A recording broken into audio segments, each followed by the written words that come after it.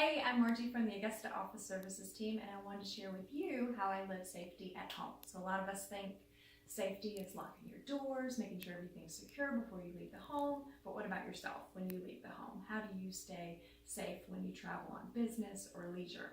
So, for instance, this weekend I went up to New York and New Jersey for a family event, and it was a lot colder there. So let me share with you what I brought. In preparation, I had gloves for the winter storm.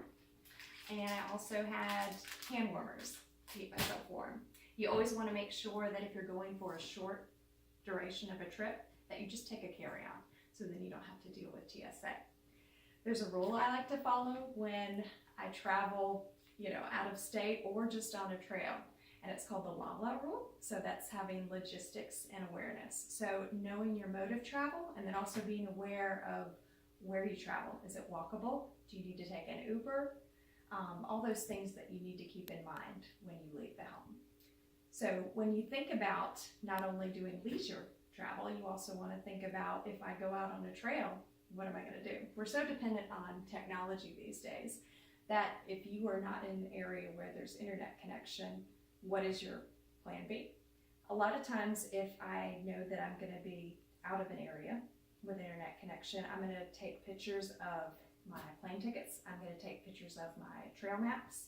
I'm going to make sure that they're saved in my photo section, so it doesn't matter if I have the internet connection. I can just go straight to the source.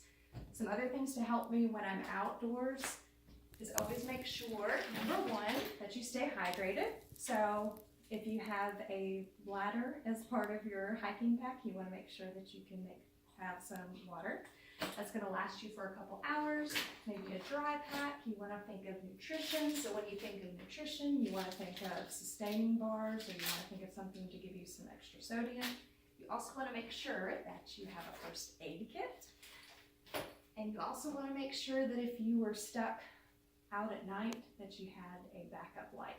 So I hope these little tips help you stay safe at home.